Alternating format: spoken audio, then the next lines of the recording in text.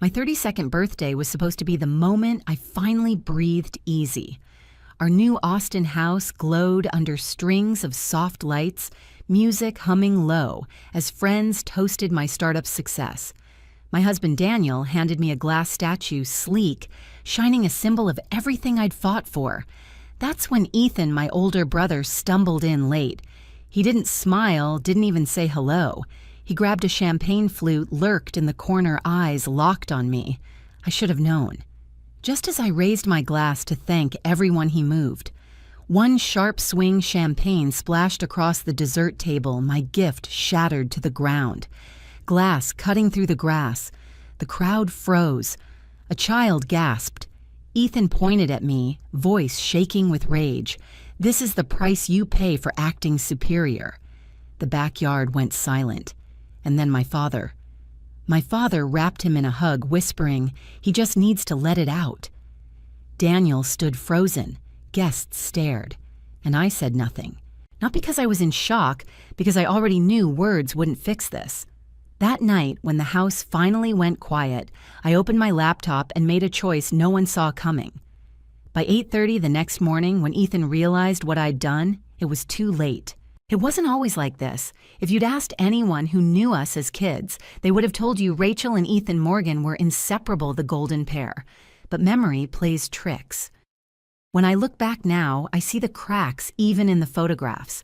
I was the one with neat hair, my homework folded cleanly in my backpack, clutching a ribbon from the science fair. Ethan was beside me, smiling that wide grin, holding nothing in his hands but a guitar he barely knew how to play. Everyone thought he was charming, creative, full of promise. I knew better. Even at 10 years old, I could feel the weight shifting onto my shoulders. While other kids spent summers at camp, I worked part-time at a diner to save for college. The smell of burnt coffee and frying bacon still clings to that memory. My uniform always carried a faint grease stain, no matter how hard I scrubbed it. But I told myself it was worth it. Every dollar tucked into an envelope meant I was one step closer to building a life that wasn't fragile, that didn't depend on anyone else's mood swings. Ethan, meanwhile, spent those summers sleeping in, drifting from one garage band to another, promising mom and dad that his big break was coming. In high school, the difference only grew sharper. I was the honor student the kid teachers pointed to when they wanted to inspire the class. Ethan barely scraped by, skipping assignments, writing song lyrics in the margins of his notebooks. Our parents never seemed worried. "He's finding his way," Dad would say with a shrug, as if the world would patiently wait for him to grow up. Whenever I earned a scholarship or an award, Mom would pat my hand gently and say, "Don't brag too much. You know your brother's sensitive." That was the script of our family life. My achievements muted, his failures excused. When I launched my tech startup in my 20s, the grind nearly broke me. I still remember nights coding alone at a folding table, my fingers stiff and my eyes burning from hours of staring at the screen. Investors brushed me off, some with patronizing smiles, others with blunt dismissals. "You're too young. You don't have the experience." Each rejection was a stone in my chest, but I kept going. I believed if I worked hard enough, I could carve out something that was mine. And while I was chasing that dream, Ethan was chasing shadows. He'd call me at odd hours, his voice warm and playful at first. "Rach, can you help me out? Just 100 this time. Studio rent's due. Or I need new strings. This gig could be the one." At first, I gave in. I wanted to believe in him and the brother I remembered from childhood. 100 here, 200 there. By the time I realized how much I'd handed over, it was more than $15,000. $15,000.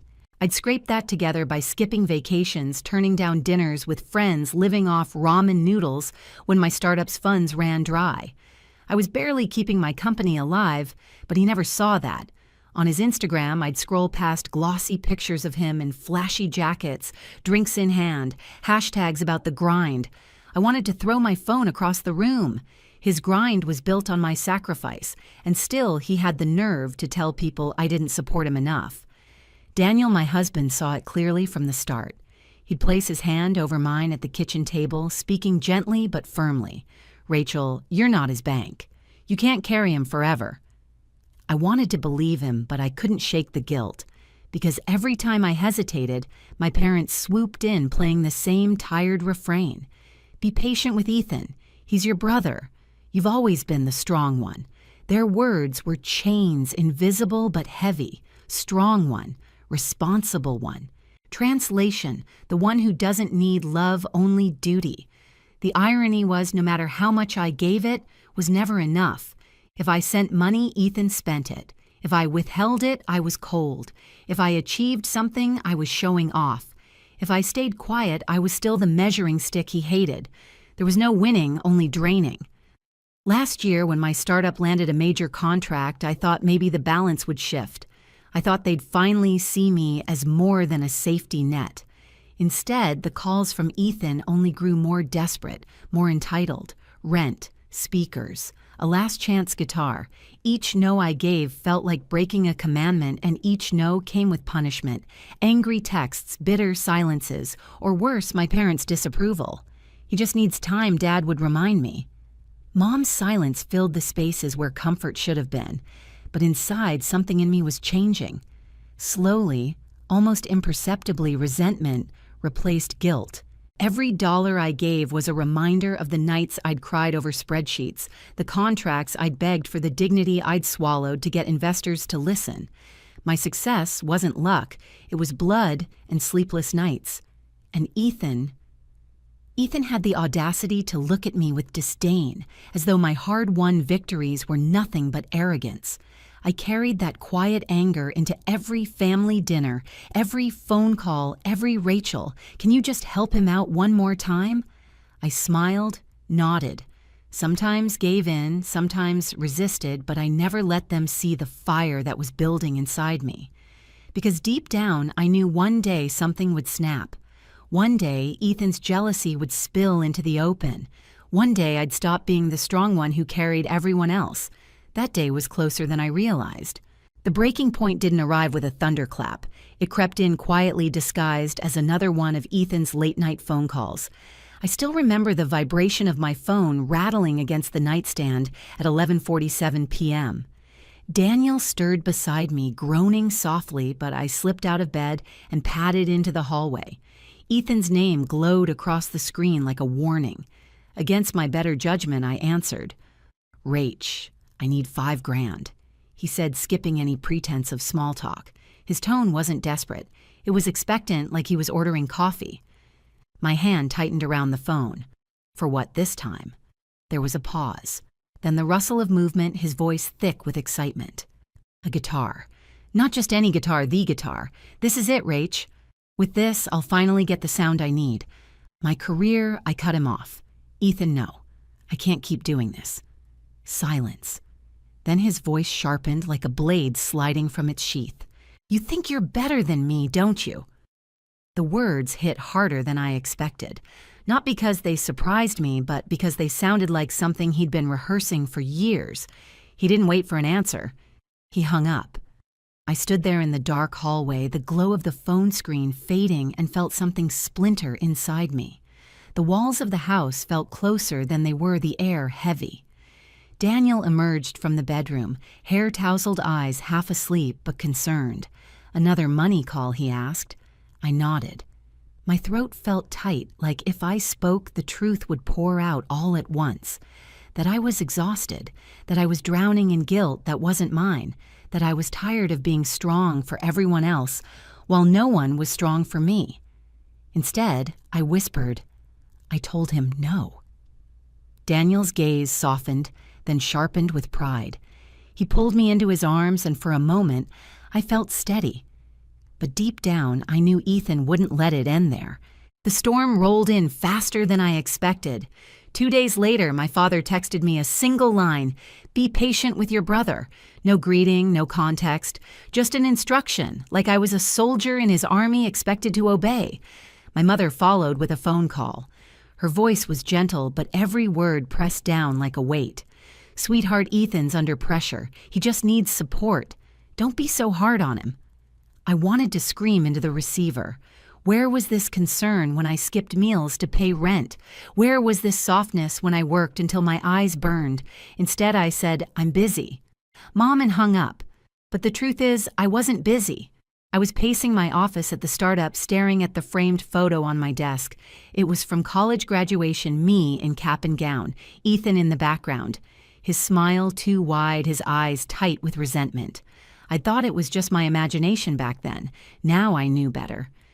The air between us grew colder with each passing day. Ethan stopped calling, stopped texting. At first I thought maybe he'd finally accepted it. Maybe he was growing up. But silence from Ethan was never peace, it was preparation. The weeks leading up to my birthday felt almost too calm. Daniel and I threw ourselves into planning the party. Our new house in Austin had this sprawling backyard wide enough for 50 people with oak trees lining the fence like sentinels.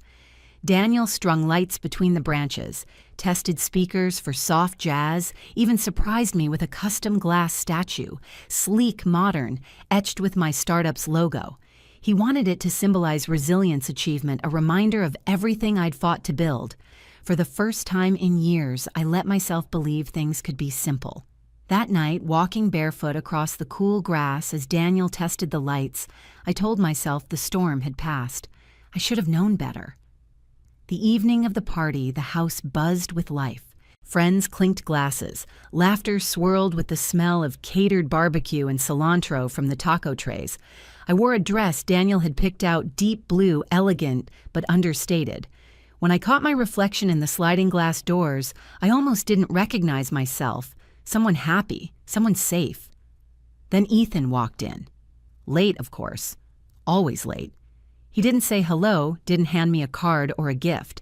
He just drifted toward the cooler, grabbed a drink, and leaned against a tree, eyes darting like a predator waiting for the right moment to pounce. A chill slid down my spine. Daniel noticed too, his eyes narrowing, a silent question aimed at me. "Do you want me to handle this?"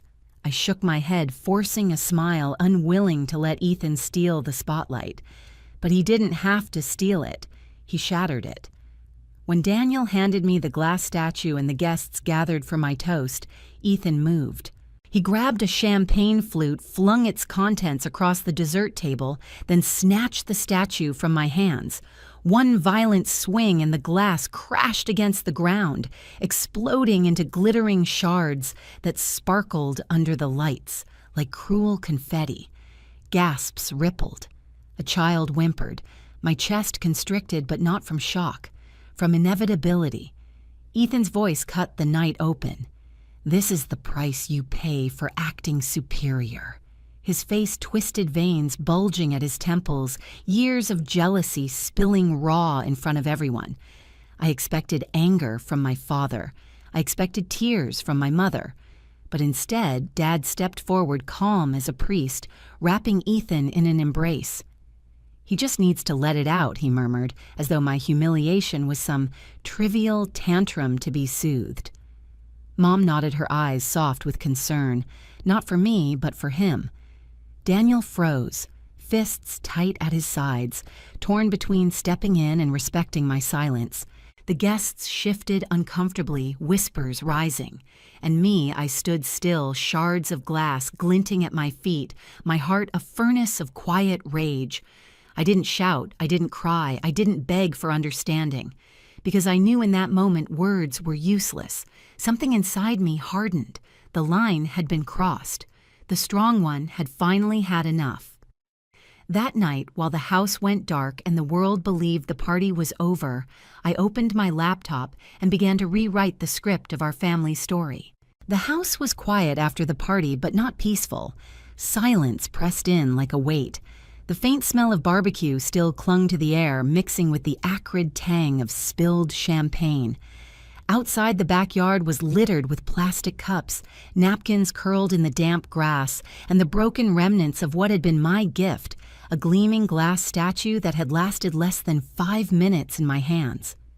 I sat at the kitchen table, the glow from my laptop screen carving sharp angles into the darkness.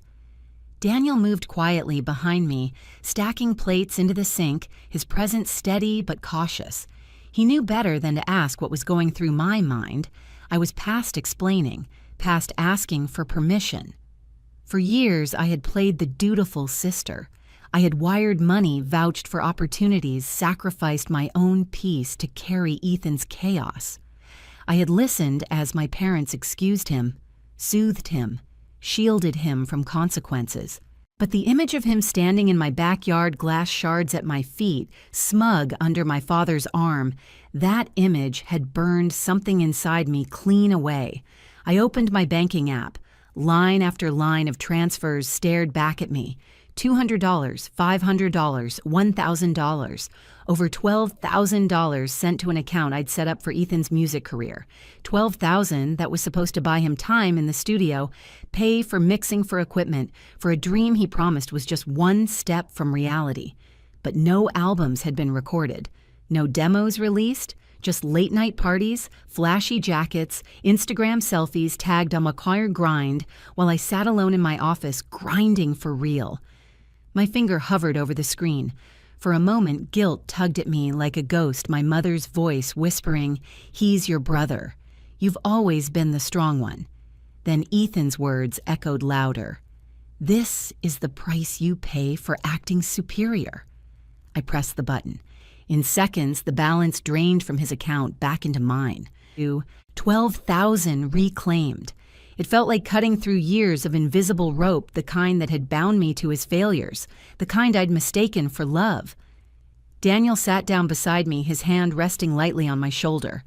"You sure?" he asked, his voice low, almost reverent, like he knew this moment mattered more than he could articulate. I didn't look away from the screen. I've never been more sure. But I wasn't finished. I opened my email. Weeks earlier, I had vouched for Ethan with a small but respected record label here in Austin. I'd leveraged every ounce of credibility my startup carried, told the manager Ethan had raw talent worth betting on. They'd sent him a preliminary contract, a chance most musicians only dream of. He bragged about it to me once, his voice gleaming with pride, like it was his destiny, and I was merely the door he walked through. Not anymore. I drafted the email with careful precision. "I regret to inform you that I can no longer recommend my brother for this project. His readiness and reliability are not where they need to be. I sincerely apologize for any inconvenience this may cause." I read it twice. No malice, no spite, just the truth they needed to hear. Then I pressed send. It was after midnight when I finally closed the laptop.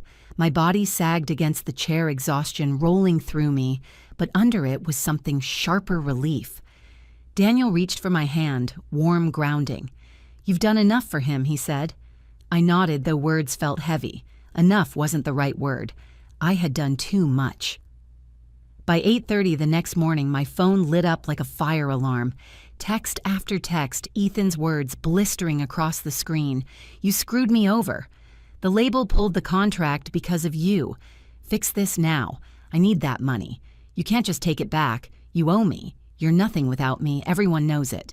I stared at the screen, sipping the coffee Daniel had brewed, its bitterness grounding me in a way no apology ever had. For the first time, I didn't reply. Daniel raised an eyebrow as he set his mug down. "He's freaking out, isn't he?" "Let him," I said. It startled me how calm I sounded. Years of bending, breaking, trying to keep the peace had left me raw, but now there was only clarity.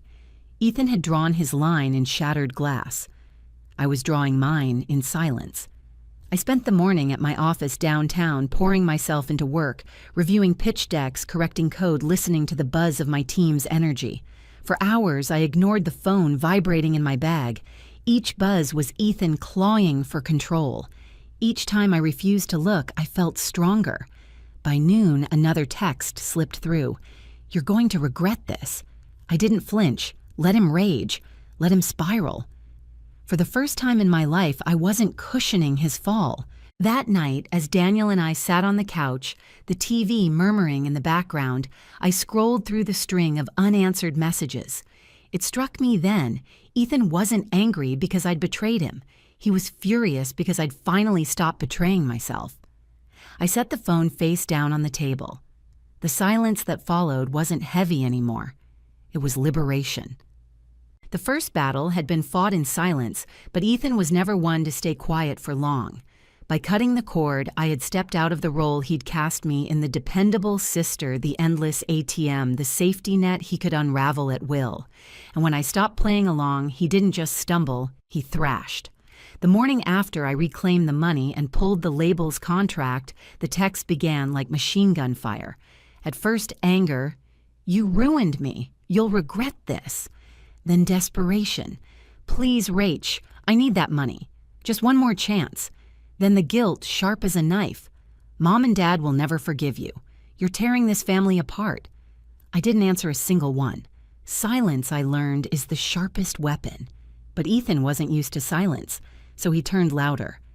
2 days later, while I was at the office downtown, my assistant buzzed in her voice tight. "Rachel, there's someone here asking for you. He says he's your brother." My stomach sank. I walked to the lobby, heels echoing against the polished floor, and there he was, Ethan pacing like a caged animal, hair wild eyes bloodshot. The moment he saw me, he lunged forward. "We need to talk," he said too loud, his voice drawing stares from employees. I kept my voice cold. "Not here." But he didn't care about here or there. His voice rose, echoing against glass walls. "You can't just ruin my life and walk away. You owe me." Every pair of eyes in the lobby burned into me. Years of carefully building respect in my startup. Years of convincing clients I was capable, reliable. And here was Ethan tearing at that image with bare hands. My pulse raced, but before I could speak, Daniel appeared. He'd been in a nearby meeting, and the moment he saw Ethan, his jaw tightened. "You need to leave," Daniel said, calm but firm, stepping between us. Ethan shoved his hands into his pockets, smirking like he'd won something. "What, you gonna throw me out? I'm her family." Daniel didn't flinch. He nodded at the security guard by the door. Within seconds, the guard approached, one hand resting on his radio. Ethan's smirk faltered. He muttered something under his breath, then stormed out the glass doors, slamming behind him. The whispers in the lobby lingered long after he left. I walked back to my office, my legs steady but my heart pounding. Daniel followed his voice low. "He's not going to stop." I knew he was right. That evening, the war shifted online. A friend sent me a link with a message. "Have you seen this?" It was a TikTok. Ethan sitting in his car phone, angled just right, tears welling in his eyes. His voice dripped with venomous charm. "My sister thinks she's better than everyone," he said to thousands of strangers. "She cut me off, took my money, destroyed my career. All because she's jealous of me." Jealous. The word made me laugh out loud, bitter and sharp. The video had thousands of views, comments pouring in. Some sympathetic, others furious on his behalf. "She's heartless. Families should stick together. Stay strong, bro." By the time I refreshed, there were 2 more videos, then 3. Each one painting me as the villain, each one gathering more strangers into his army of pity.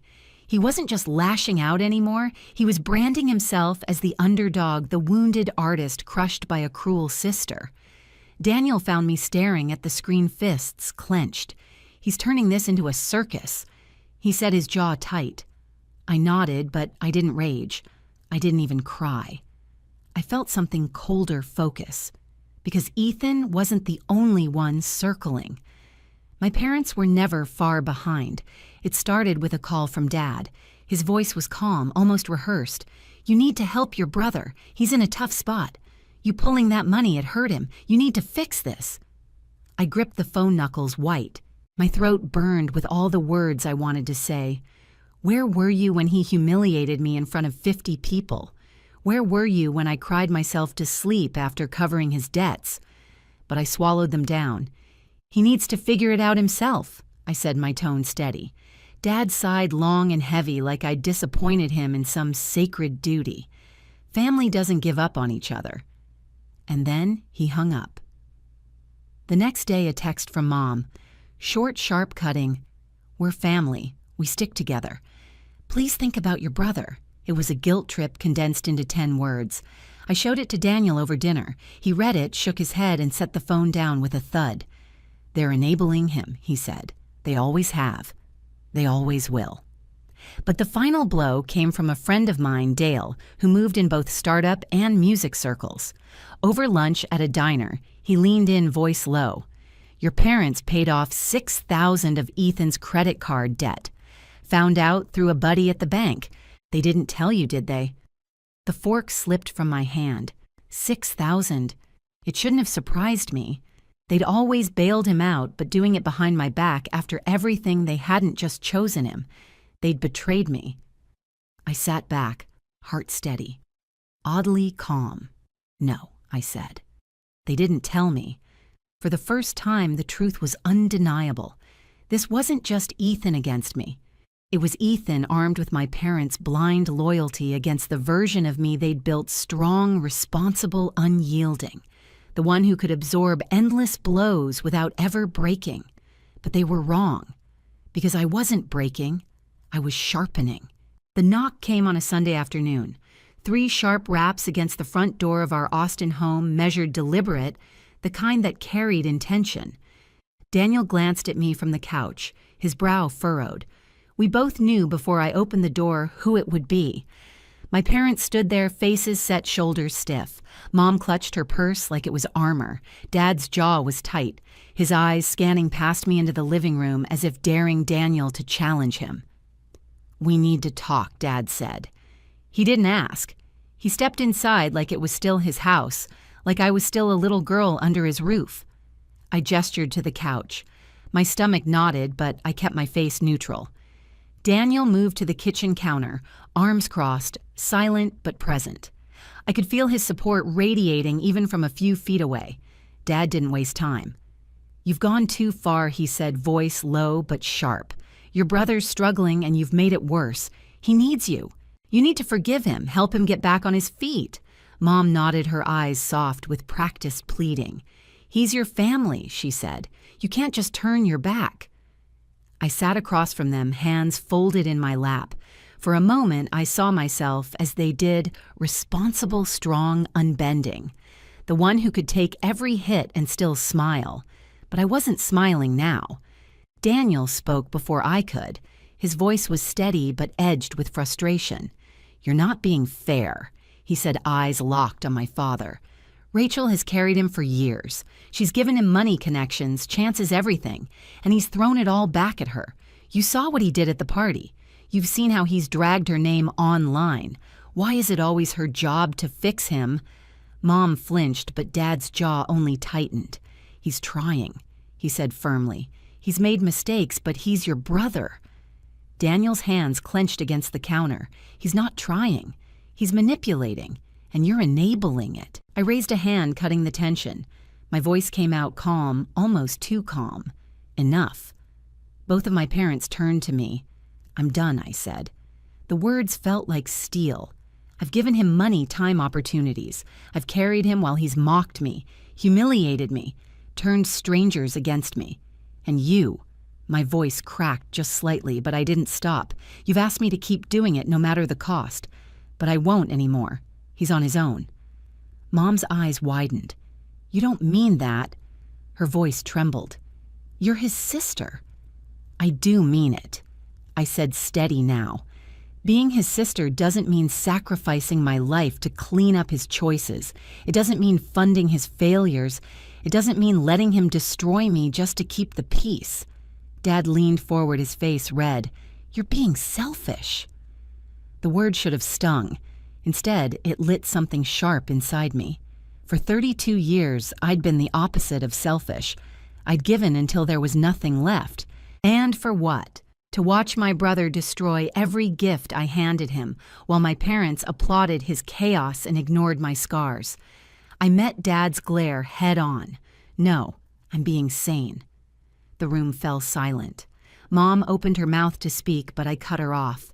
"I love you, but you need to understand I will not carry him anymore. Don't come here asking me to."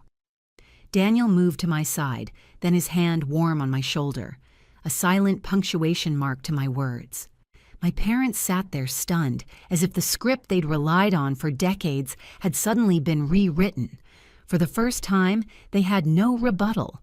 They stayed a few minutes longer, shifting uncomfortably, then left in silence.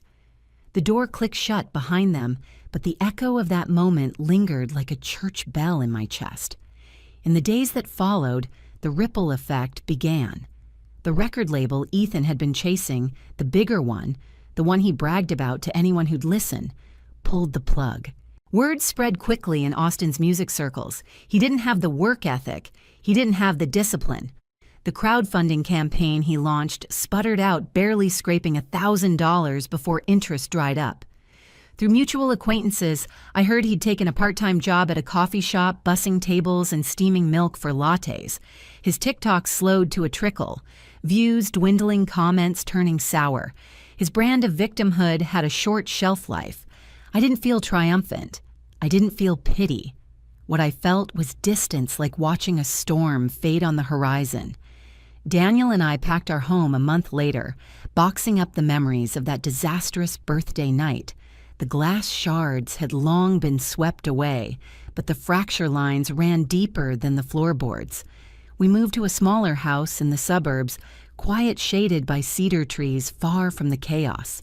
We didn't tell anyone our new address, not even my parents, especially not Ethan.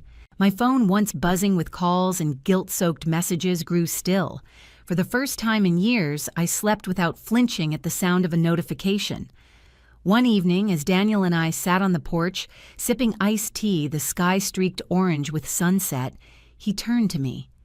"You did what you had to," he said softly. I nodded. The words didn't bring joy, but they brought peace. Because this was the truth, my brother's downfall wasn't my doing. It was his. My parents' enabling hadn't saved him. It had only delayed the fall, and my silence, my refusal to bend any more, that was the moment I finally saved myself. For 32 years, I believed being the strong one meant carrying everyone else. But the strongest thing I'd ever done was put the weight down. The day we closed the door on our old house, I lingered in the hallway longer than I should have. The walls stood bare, stripped of the party lights and laughter that had once filled them. But I could still hear echoes, the shattering of glass, the sharp intake of breath from guests' Ethan's voice cutting me open in front of everyone. For months I'd carried that night like a stone in my chest. Now, with one last click of the lock, I set it down. Our new home was smaller, tucked into a quiet suburb on the edge of Austin, but it felt expansive in ways square footage couldn't measure. The backyard wasn't sprawling. It was framed by cedar trees, their branches whispering in the evening breeze. Birds nested above their calls, sharp and sweet. No ghosts lingered in those walls, no memories of chaos, only the possibility of something calmer. Daniel and I unpacked slowly, deliberately. No rush. No urgency. We arranged furniture not for show, but for comfort. A couch angled toward the fireplace, our favorite mugs lined neatly in the cabinet, a small desk by the window where I could work with the sun spilling in. Each choice felt like reclaiming space that had once been invaded, rewriting the script of what home meant. My phone, once a constant battlefield of messages, grew still. Ethan's number was blocked. My parents, after that final confrontation, hadn't reached out again. Some days the silence felt strange, like missing a sound you'd grown used to. But most days it felt like peace. At night, I would lie awake sometimes, listening to Daniel's steady breathing and think about the years I'd spent believing sacrifice was the same as love. That being the strong one meant emptying myself out until there was nothing left. I realize now that strength wasn't measured by how much you could carry, but by what you chose to set down. One evening, sitting on the porch with iced tea in hand, Daniel leaned back and said, "We should take a trip. Just us. Somewhere warm." I laughed softly. "Hawaii," I said, without hesitation. The idea grew quickly, almost too quickly. Within hours, we were pulling up photos of Maui on my laptop, the turquoise water, the lush green cliffs, the golden beaches. We booked flights, chose a small resort near the ocean, argued playfully about whether we'd snorkel or hike first. The laughter that bubbled between us that night felt light, unburdened, like air rushing into lungs that had been held too long. The morning after I woke early, the house quiet except for the hum of the coffee maker. I stood at the window mug in hand, watching the cedar trees sway. The sun rose gently, not with drama, but with steadiness painting the backyard in gold. And for the first time in years, I felt steady too. My startup was thriving again, my team stronger than ever. Daniel and I were building a marriage rooted not in crisis management, but in partnership. The world felt open, not closed. And it struck me then I didn't need my parents' approval to feel worthy. I didn't need Ethan's gratitude to feel generous. I didn't need anyone's permission to live freely. Family should lift you.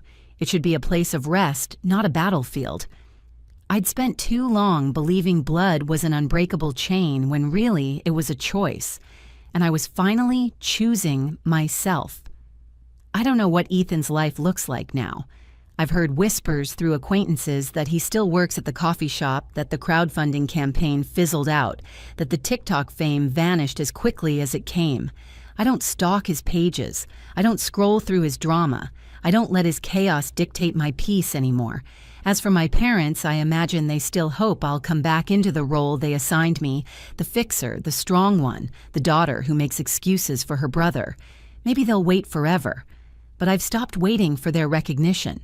Love that demands sacrifice without reciprocity isn't love, it's control. Our trip to Hawaii became more than just a vacation. It was a marker, a declaration. Daniel and I stood barefoot on a stretch of sand at sunset waves, rolling in soft and steady. The sky was a riot of pink and orange, and the air smelled of salt and hibiscus. I closed my eyes, the ocean's rhythm thudding in my chest like a heartbeat, and let it wash over me, the past, the anger, the guilt. For years, I thought freedom meant proving myself, to my brother, to my parents, to everyone who doubted me. But standing there, hand in Daniel's, I realized freedom meant something else entirely, walking away from what breaks you and refusing to look back. I'll always carry the scars of my family's betrayal, but scars aren't just reminders of pain, they're proof of survival. And survival, I've learned, can grow into strength. That's the echo I carry now. Not Ethan's voice, not my parents' guilt, my own, steady, clear, free. Have you ever had to walk away from family for the sake of your peace? Share your story in the comments. I'd love to hear it.